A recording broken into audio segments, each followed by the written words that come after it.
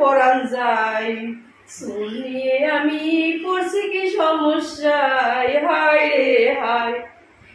মা গো মা, মাথা ভরে টাক দিলি আকার দিলি না। এক মাসে আমার চুলগুলো এইভাবেই সব ঝুলে ঝুলে ঝুলে ঝুলে ঝুলে ঝুলে পড়ে যেতেছে। যখনই হাত দিতেছি তখনই খাবলা খাবলা চুল, চুল আসলালেও চিরুনির সঙ্গে দলা দলা চুল, শানে চুল, শাগে চুল, ভাতে চুল, চারগুলো চুলের ছড়াছড়ি। কি করি রে ঠাকুর আমি এই চুল নিয়া? ও কাকিমা, কাকিমা তুমি এরকম করে কাঁদছো কেন? কি হয়েছে তোমার? হায় রে চুল, ই মা তোমার চুল, হায় রে আমার চুল সাদা হয়ে যাচ্ছে, টাকলা হয়ে যাচ্ছে। এই কাটার ভিতর নুনের সিটা দিস না। তুই তো দুই পাশে দুইখানা বেলুনি পাকাই আইছিস, তুই খানা, তোর কি বুঝবি? তুই আমার মর্ম কিছু বুঝবি না। আমার কষ্টে জীবন যাইতাছে বুঝছস। এই এক মাস হলো যখনই মাথায় চুলে হাত দিই জলা জলা জলা জলা চুল পড়তেছে। কি করে হচ্ছে তোমার এগুলা? কি করে হচ্ছে? ভগবান সব চুল আমার নিয়ে নিচ্ছে।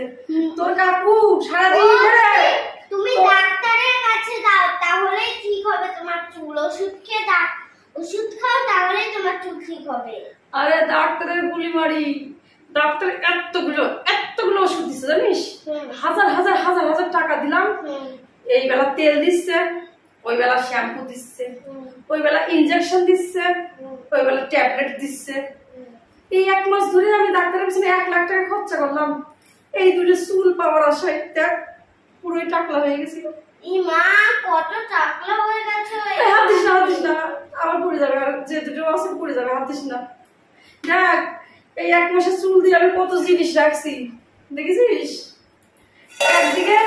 একদিকে ভালোই হয়েছে, এই চুল মাথায় থাকলে এত এত শ্যাম্পু লাগে, তেল লাগে, ওর থেকে ভালো হয়েছে না। এত এত চুল উঠিছে, এত এত জিনিস চুল দিয়েই পাওয়া গেল, একটা টেহাও লাগলো না।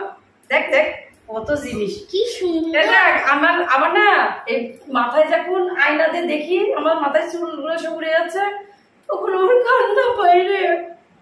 আর যখন আমি এগুলো দেখি না আমার খুব হাসি লাগে রে। ও এই বাটিতে আচার খাবো, এই বাটিতে চাটনি খেতে দে, এই বাটিতে মাংস খাবো, এই বাটিতে ডাল, আর এইসবের ভিতরে হ্যাঁ ভাত, তারপরে সবজি, এইগুলো রাখছি।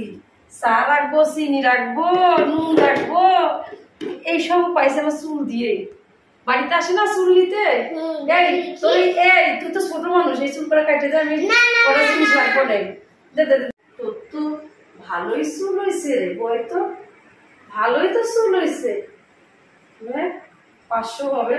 এই কেসি দিয়ে চুল করে আমি কাটে নি। হ্যাঁ ই বাবা, এই পাগল গাছ থেকে তাড়াতাড়ি পালা। এরকম কাটি পাবো না থেকে পাগলের মতো আমারও তো কেসিটা নিয়ে তো কেসিটা নিয়ে তো চুল করে কাটি পালাই গেল। আমার এইগুলো চুল আছে, এইগুলো চুল পুরো আরো জিনিস নেব না, আরো জিনিস। আমার কষ্ট লাগে রে, হায় রে চুল, হায় রে আমার দুধ দুধ চুল চুল করে আমি পাগল হয়ে যাচ্ছি। পাগল হবই না কেন? ঘরের লোক খাবার বসবে, পাতে যদি চুল পড়ে, এই তুমি ন্যাড়া হয়ে আসো তো আজকে নাপিতের কাছে যাই। শাশুড়ি যদি পূজা দিতে বসে, পূজার পয়সা দেও চুল। বৌমা তোমার না কইছি একখানা গামছাতে চুল সবসময় মুড়াই রাখবা মাথাটা, তাহলে চুল ঝুলে ঝুলে চাইকোনা পড়বে না। আরে চুল ঝুলে ঝুলে পড়তেছে, সেটাও কি আমার দোষ? আমি কি করি? আমি আমার জ্বালায় মরতেছি আর সবাই আমার চুলের সংকীর্তন করতেছে। যাগা যা করুক, আমার তো কথা বাঁচিয়ে নিচ্ছে, এতেই আমি খুশি। চুল ঝুলে যাক যাক, চুল না থাকলে টাক হয়ে যাবে, ভালো, কোনো ঝামেলা নাই। চুলের শ্যাম্পু দিতে হবে না, তেলও দিতে হবে না, তারপরে চুল আস্তে পাতে হবে না, অনেক টাইম পাওয়া যাবে। আর এই দুটো চুলের জন্য 14 টাকা চিরুনি দিয়ে এমন এমন এমন এমন করা লাগে, আর করতে হবে না। কালকে আমি সত্যি নেড়া হয়ে আসবো, যাই কাজ করতে শিখ। চুল নিয়ে বসে থাকলে আমার হবে? সংসার আমার দুনিয়ার কাজ করে আছে, চুলের দুঃখে যেটুকু কান্না করবো তো আবার আমার সংসার কাজ করতে